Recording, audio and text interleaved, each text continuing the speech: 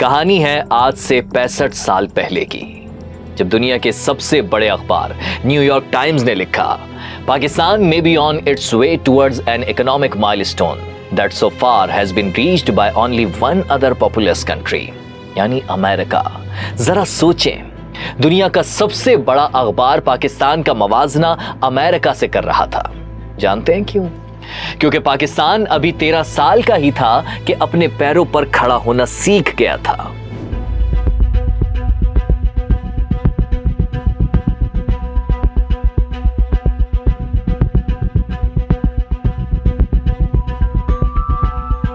ये 1960 की दहाई थी। पाकिस्तान की जीडीपी 6.8% थी। इस बात का मतलब समझते हैं आप? यानी हमारा ग्रोथ रेट, तरक्की की शरह इंडिया से डबल थी।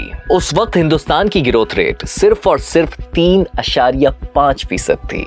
अरे भाई, वर्ल्ड बैंक का डेटा उठाकर देखो, 1965 में इंडोनेशिया, थाईलैंड, फिलीपीन, मलेशिया और तुर्की से भी ज्यादा मैन्युफैक्चर गुड्स एक्सपोर्ट्स पाकिस्तान की थी। जानते हैं, ये वो दौर था जब हमारा शहर कराची एशिया का राइजिंग स्टार था। पोर्ट जहाजों से भरा रहता था, फैक्ट्रीज की चिमनियों से धुआं रुकना बंद नहीं होता था। दुनिया भर के इकोनॉमिक्स पाकिस्तान की तरफ देख रहे थे। और उस वक्त एक ऐसा मुल्क भी था जो बिल्कुल रेगिस्तानी जजीरा नुमा था। कोई कुदरती वसाइल नहीं, कोई बड़ी आबादी नहीं, कोई इंडस्ट्रियल बेस नहीं। फिर उस मुल्क के लीडर्स ने सोचा कि उन्हें किसी से सीखना है तो वो है पाकिस्तान। जी हाँ, मैं बात कर रहा हूं यूएई की। उसकी तफसील आप इस डॉक्यूमेंट्री में देख सकते हैं। मगर साउथ कोरिया ने 1960 की दहाई में पाकिस्तान के टेक्निकल प्लानिंग अथॉरिटीज की असिस्टेंस से अपने 5 एयर प्लान्स बनाए। जी भाई, साउथ कोरियन डेवलपमेंट पाकिस्तान के 5 एयर प्लान पर बेस्ड करती है। ये बात इतनी मशहूर हुई कि 1981 में साउथ कोरिया के कौंसल जनरल ने लाहौर में एक तकरीब में कोरिया की कामयाबी का सेहरा पाकिस्तान को दे दिया। मगर फिर तारीख का ये ट्विस्ट भी देखें कि आज साउथ कोरिया दुनिया की 12वीं बड़ी इकोनॉमी है और पाकिस्तान, ऐसा क्या हुआ कि पाकिस्तान की ये सारी की सारी तरक्की अचानक रुक गई? वो कौन था जिसने आकर सब मलिया मेट कर दिया? उस दौर में पाकिस्तान का राइज फॉल में कैसे बदला, ये जानना बहुत जरूरी है। क्योंकि अगर हमने ये जान लिया तो यकीन करें, आज जो पाकिस्तान का दोबारा राइज का सफर शुरू हुआ है, हम उसे फॉल होने से बचा लेंगे। हम नहीं आने देंगे उसे पाकिस्तान की तरक्की की राह में दोबारा दरमियान में। कौन है वो? ये जानने से पहले जरा ये जानिए कि क्या कर रहा था पाकिस्तान उस वक्त जो इतनी तरक्की पा रहा था, कि सारी दुनिया ही पाकिस्तान की तरफ देख रही थी, हमसे सीख रही थी। एक्चुअली उस वक्त थी एक स्ट्रॉन्ग सेंट्रल प्लानिंग जिसने एग्रीकल्चर और इंडस्ट्री दोनों को साइमल्टेनियसली डेवलप किया। ग्रीन रेवोल्यूशन के बीज बोए गए, व्हीट और राइस की पैदावार दुगनी हो गई, मैन्युफैक्चरिंग लार्ज स्केल 7.7% सालाना बढ़ रही थी। कराची एशिया का नया तिजारती मरकज बन रहा था। यह था उस दौर का राइज ऑफ पाकिस्तान। मगर फिर हमारा डाउनफॉल स्टार्ट हुआ। जानते हैं किस वजह से? सिस्टम। जब सब कुछ सरकार के कंट्रोल में आ जाए, जब फाइलें सरकारी ऑफिसर्स की टेबल्स पर घूमती जाएं, जब इन्वेस्टर पैसा लेकर खड़ा हो मगर जिम्मेदार लंबी तान कर सो जाए, जब गरीब की तनख्वाह कम और सरकार के वादे बढ़ जाए, तो समझें कि सिस्टम एक्टिवेट हो गया है। और इसी सिस्टम की वजह से स्टार्ट हुआ था पाकिस्तान का डाउनफॉल। ये शुरुआत थी 1970 की दहाई की। एक बड़ा फैसला होता है जिसे नाम दिया जाता है नेशनलाइजेशन। इंडस्ट्रीज को सरकार के हाथ में दे दिया गया। फिर क्या? बदइंतजामी, लॉसेस, करप्शन। वो फैक्ट्रीज जो प्राइवेट सेक्टर में मुनाफा देती थीं, सरकारी होते ही बोझ बन गईं। जीडीपी ग्रोथ 6.8% से गिरकर 4.8% पर आ गई। इन्फ्लेशन की एवरेज रेट 16% हो गई। और जानते हैं ये नेशनलाइजेशन यानी सब कुछ सरकार की तहवील में लेकर चलाने का फैसला किसका था? जुल्फिकार अली भुट्टो का। जी हाँ, ये वही वक्त था जब इधर हम उधर तुम का नारा लगा और हमारा एक बाजू अलग हो गया। अब वो मुल्क जिसके लिए न्यूयॉर्क टाइम्स ने लिखा था कि पाकिस्तान मुआशी तौर पर अमेरिका को टक्कर दे सकता है, वो मुल्क मुआशी और नफ्सियाती तौर पर जख्मी होता गया। गवर्नमेंट ने कोई ऐसा प्रोजेक्ट नहीं बनाया कि अगर कोई फॉरेन इन्वेस्टर आके पाकिस्तान में इन्वेस्ट करना चाहे तो उसको अगर 100 या 200 या 300 एकड़ पे एक बहुत बड़ा इंडस्ट्रियल पार्क लगाना है तो वो लैंड अक्वायर करने का कोई मैकेनिज्म ही नहीं है। अगर आप अपनी सिंध की लैंड देखें तो उसमें ज़्यादातर आपकी इलीगल लैंड है। पाकिस्तान में जो लार्ज स्केल इंडस्ट्री है उसको बिजली का कनेक्शन नहीं मिलता। आपको पता है कि सरकारी इदारों में काम कैसे होता है। आप यही काम के इलेक्ट्रिक से कहना तो के इलेक्ट्रिक ने जब तक हम के इलेक्ट्रिक के साथ काम कर रहे थे, वो एक प्राइवेट इदारा है, उनका नफ़ा या नुकसान है। बिजली चलेगी तो उनका मुनाफा होगा, उनका प्रॉफिट बनेगा, क्योंकि सारे सरकारी इदारे हैं और गवर्नमेंट के अंदर चलते हैं। और यहाँ पे ब्यूरोक्रेसी इस हद तक ख़राब है और इनकी आदतें इतनी ख़राब हैं कि ये कोई ना कोई एक्सक्यूज़ करते हैं काम ना करने का। फिर हमारी किस्मत में एक और टर्निंग पॉइंट आया। 1979 में सोवियत यूनियन ने अफगानिस्तान पर हमला कर दिया।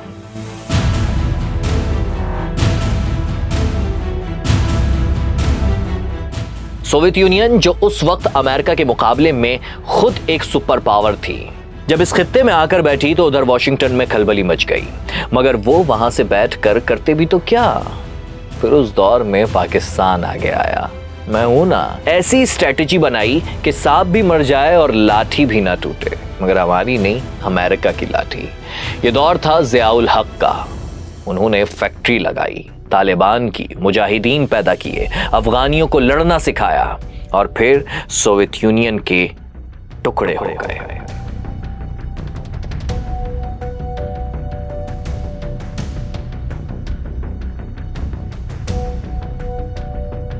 सोवियत यूनियन तो चला गया, मगर जो वहां रह गए वो थे ट्रेंड अफगानी जंगजू, जिन्हें ना कमाना आता था, ना पढ़ना पढ़ाना, सिर्फ आता था असलहा चलाना। वो भी खुद नहीं आता था, पाकिस्तान ने ही सिखाया था भाई। मगर इससे भी खतरनाक मसला एक और था।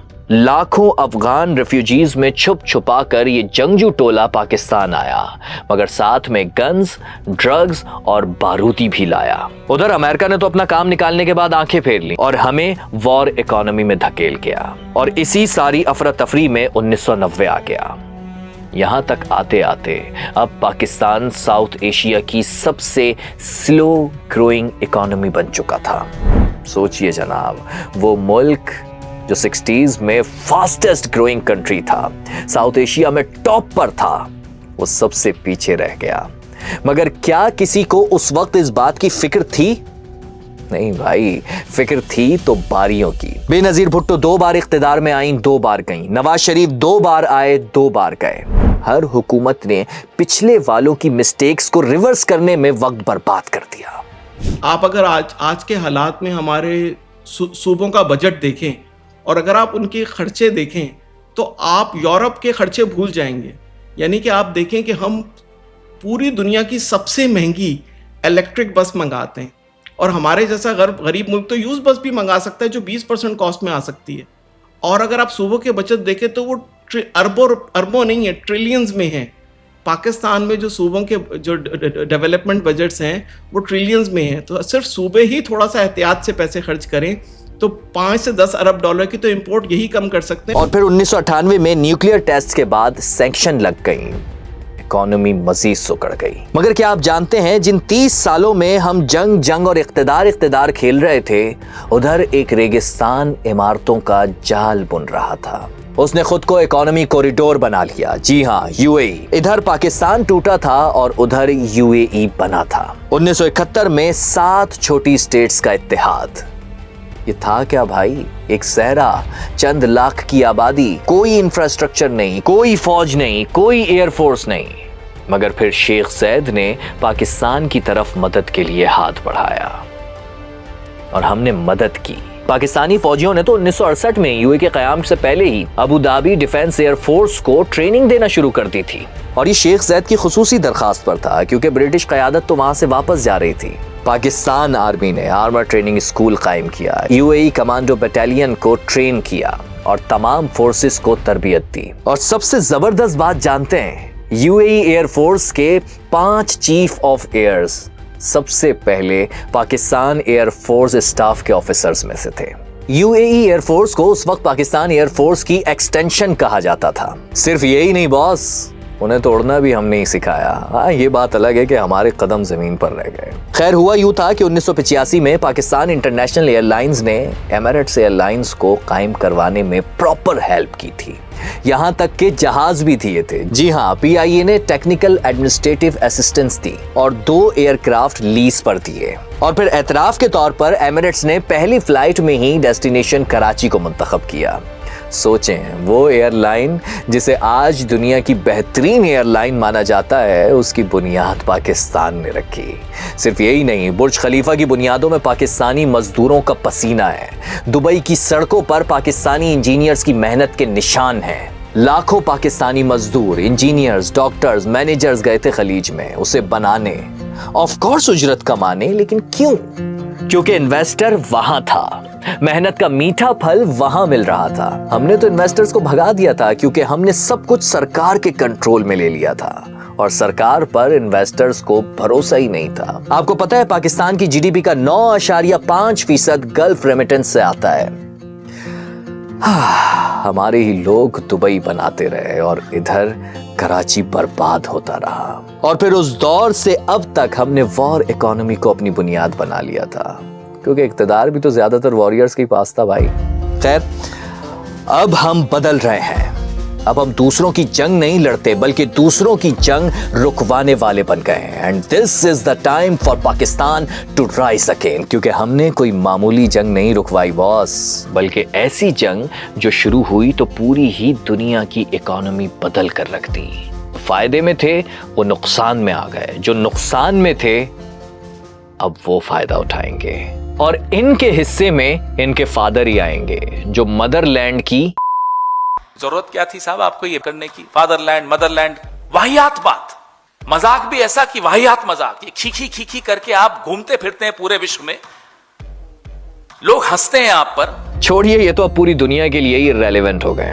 वैसे कितनी अजीब बात है ना, पाकिस्तान को तन्हा करने की कोशिश करने वाले आज खुद तन्हा हो गए हैं। खैर, रहने देते हैं, क्योंकि वो तो हमें याद किए बिना सांस भी नहीं ले सकते। उनके मीडिया की टीआरपी हो या सियासी जमातों का वोट, सब पाकिस्तान पर फोकस करने से ही मिलता है। तो हम भी अपने प्यारे वतन पर फोकस करते हैं, जिस पर आज पूरी दुनिया का फोकस है। मगर हम आज ये जानेंगे कि वो कौन से तरीके हैं जिसके जरिए पाकिस्तान दोबारा 1960 की दहाई वाला तेजी से तरक्की करता पाकिस्तान बन सकता है। वो पाकिस्तान जो आईएमएफ को खुदा हाफिज कह दे, वो पाकिस्तान जहां इन्वेस्टर्स खुशी खुशी पैसा लगाएं, वो पाकिस्तान जिसकी ग्रोथ दोबारा एशिया में टॉप पर आ जाए। बेनजीर इनकम सपोर्ट के लिए लाइनें, एहसास प्रोग्राम की कतारें, जेडीसी के दस्तरखान, सैलानी के रक्शे और छीपा की दुकान। यहां हमें हुजूम फिर न नजर आए। वो पाकिस्तान बने जहां लोग कमा कर खाएं, एक कमाने वाला भी इजीली पूरा घर चलाए, हर महीने मालिक मकान के ताने, फीस ना देने पर बच्चे की सस्पेंशन, दवा ना ले पाए अगर ना मिले पेंशन। खत्म हो जाए हमारे मुल्क से हमेशा के लिए ये सिचुएशन। वो पाकिस्तान बने, और वो होगा तब जब हम अपना सिस्टम ठीक कर लेंगे, जब इन्वेस्टर्स के सामने मसाइल नहीं बल्कि वसाइल होंगे, तो वो आएंगे भी और ढेर सारा पैसा लगाएंगे भी। तो मैं ये कहता हूँ, सिर्फ हमारे ईज ऑफ डूइंग बिजनेस कर दें, तो जो हम जॉब्स क्रिएट करेंगे, तो आपको एहसास प्रोग्राम में इतने पैसे देने ही नहीं होंगे, क्योंकि textile sector already 50% jobs create कर रहा है। अगर हम 20% और जॉब्स क्रिएट कर दें तो पाकिस्तान में अनएम्प्लॉयमेंट 0 हो जाएगी। अगर आप देखें, 15,000 लोग जो कि 6 साल में यूटोपियन इंडस्ट्रीज में जॉब्स क्रिएट हुई, अगर आप उनको फैमिली मेंबर्स को निकालें तो वो 1 लाख लोग बनते 15,000 लोगों में 6 बंदे पे। और अगर वो 3 दफ़ा पैसा इकॉनमी में रोटेट होता है तो 3 लाख लोग उससे मुस्तफ़ीद होते हैं, या मैं उनसे मुस्तफ़ीद होता हूँ। तो आप देखें कि अगर कराची में 1%, तो अगर कराची की 20% अनएम्प्लॉयमेंट तो एक प्रोजेक्ट ने ख़त्म कर दी, और ऐसे तो हम सैकड़ों प्रोजेक्ट पाकिस्तान में लगा सकते हैं। आपको पता है, अल्लाह ने हमें मौका दिया है, चांस बार बार नहीं मिलते। हमें संजीदा होना होगा, कराची को वापस एशिया का राइजिंग सिटी बनाना होगा, क्योंकि इस जंग की वजह से दुबई और गल्फ से लोग निकल रहे हैं। ये वही पाकिस्तानी हैं जिनके पास कैपिटल है, स्किल्स हैं, इंटरनेशनल एक्सपीरियंस है। अगर हम इन्हें वापस ला सकें और इन्हें इन्वेस्ट करने की जगह दें, तो ये एक बड़ा इकोनॉमी शिफ्ट होगा। सऊदीज और मिडिल ईस्ट के पास तो इतनी दफ़ा जाते हैं कि भाई आप हमें कोई इन्वेस्टमेंट दें, और कई 100 चक्कर लगाएं, और सिवाय MOU से बात आगे नहीं बढ़ती। और जो मेरे ख्याल है जो हमने इन्वेस्टमेंट की है वो पाकिस्तान की हिस्ट्री की किसी भी ओवरसीज पाकिस्तानी की आज तक की डेट की शायद सबसे बड़ी इन्वेस्टमेंट है। लेकिन बाज़ औक़ात तो हमें जो अभी इत्तेफाक की बात है कि बैड लक हो गई कि हम जो एसएफसी के हेड से बात की तो उन्होंने हमें 5 मिनट से ज़्यादा टाइम ही नहीं दे सके, वो कि उनकी इतनी मसरूफियात थी। याद रखिए, इस वक्त दुबई की सिक्योरिटी रेपुटेशन पर सवालिया निशान लग गया है। गल्फ का नया सिक्योर ट्रेड हब कौन बन सकता है? कराची। हमें इस मौके के लिए कराची को तैयार करना होगा, कराची पोर्ट को मॉडर्नाइज करना होगा, क्राइम को कम करना होगा, इंफ्रास्ट्रक्चर बेहतर बनाना होगा। ये सिर्फ एक ख्वाब नहीं है, ये एक रियलिस्टिक अपॉर्चुनिटी है। याद रखो, क्राइसिस में अपॉर्चुनिटीज छुपी होती हैं और इस क्राइसिस में हमारे लिए बहुत अपॉर्चुनिटीज हैं। आपके पास अगले 10 साल में अपॉर्चुनिटी है कि ये जो साउथ एशिया एक ऐसा रीजन है कि जिसमें हार्ड वर्किंग वर्कफोर्स है और जिसमें एक्सट्रीमली लो लेबर कॉस्ट और बहुत ही मेहनती लोग हैं। अगर आप इसका कंपेयर करेंगे दूसरे रीजन से, गल्फ से जहाँ पे लेबर कॉस्ट बहुत ज़्यादा है, या अदर कंट्रीज से, वहाँ पे इतने आपको हार्ड वर्किंग और मोटिवेटेड वर्कफोर्स नहीं मिलेगी। तो इस थीसिस के ऊपर हम चाहते हैं कि पाकिस्तान में एक one of the largest manufacturing setup लगाएं, जिसके लिए अभी तो हम अपनी इन्वेस्टमेंट से कर रहे हैं, लेकिन हमारी कंपनी के ऐसे कनेक्शंस हैं इन्वेस्टर से कि हम बिलियंस ऑफ डॉलर्स की भी मैन्युफैक्चरिंग इन्वेस्टमेंट पाकिस्तान में ला सकते हैं अगर हमें राइट प्लेटफॉर्म प्रोवाइड किया जाए। दूसरी चीज, आईटी एक्सपोर्ट। आपको पता है इस वक्त पाकिस्तान का आईटी सेक्टर दुनिया की अटेंशन खींच रहा है। पिछले साल यानी 2025 में जुलाई से नवंबर तक आईटी एक्सपोर्ट 19% बढ़कर 1.8 अरब डॉलर हो गई हैं। और बिलीव मी, यह भी सिर्फ शुरुआत है। 240 मिलियन की आबादी में यंग एजुकेटेड वर्कफोर्स की कोई कमी नहीं है। और फिर हमारी ये जमीन, इंडस वैली, अल्लाह ने हमें नेमत दी है। दुनिया की सबसे जरखेज जमीनों में से एक है हमारी जमीन। अगर हम modern farming techniques, seed technology और वाटर मैनेजमेंट को अडॉप्ट करें तो हम न सिर्फ फूड सेल्फ सफिशिएंट हो सकते हैं बल्कि एक्सपोर्ट भी कर सकते हैं। ज्यादा वक्त नहीं, अगर हम अपना सिस्टम ठीक कर लें तो यकीन करें सिर्फ 1 साल में पाकिस्तान अपने पैरों पर खड़ा हो सकता है। पाकिस्तान में one of the largest manufacturing लगा सकते हैं। चाइना, बांग्लादेश, इंडिया से सस्ती प्रोडक्ट्स बना सकते हैं, बेहतर प्रोडक्ट्स बना सकते हैं और जितना चाहे एक्सपोर्ट का बिजनेस आप पाकिस्तान में ला सकते हैं। सिर्फ चैलेंज जो है वो हमारी अपनी ही पॉलिसीज़ हैं, ईज़ ऑफ डूइंग बिजनेस जैसे हमारे पास छोटे छोटे मसले हैं। तो अगर हमारे जो मुक़्तदरा हैं या इक़्तिदार में लोग हैं, अगर वो जो टॉप बिजनेसमैन से बात करें, उनके मसाइल समझें और उनको हल करने की कोशिश करें, तो कोई रीज़न नहीं है कि हम यहाँ से एक्सपोर्ट को 2 या 3 गुना ना बढ़ा सकें अगले 5 से 10 साल में, ख़ास तौर पे अब जब अमेरिका और सऊदी कंपनीज भी पाकिस्तान में इन्वेस्ट करने में इंटरेस्टेड है। जरा सोचो यार, 1960 की दहाई में दुनिया कहती थी कि पाकिस्तान एशिया का अगला मुआशी मुआवजा है। 1990 में दुनिया कहती थी कि पाकिस्तान फेल्ड स्टेट है। 2022 में यही दुनिया कहती थी कि पाकिस्तान डिफॉल्ट करने वाला है। और 2026 में यही दुनिया देख रही है कि पाकिस्तान ने अमेरिका और ईरान के दरमियान जंग रुकवाई, उन्हें अपने वतन में एक टेबल पर बिठा दिया। ये कैसा मुल्क है जो हर बार डूबने के बाद वापस आता है? ये कैसे लोग हैं जो सबसे मुश्किल हालात में भी हंसते हैं? ये कैसी कौम है जो इंडिया के साथ जंग लड़ते हुए घरों की छतों पर बैठकर मनाजिर को एंजॉय करती है? इंडिया के पास बड़ी आर्मी है, लेकिन हमारी फौज ने मई 2025 में साबित किया कि साइज नहीं स्ट्रेटेजी जीतती है। इसराइल के पास टेक्नोलॉजी है लेकिन उसके लोग उसे छोड़ रहे हैं। यूएई के पास पैसा है लेकिन पैसा इन मिसाइल्स को नहीं रोक सकता। अमेरिका के पास ताकत है लेकिन ताकत से वो ईरान को ज़ेर ना कर पाया।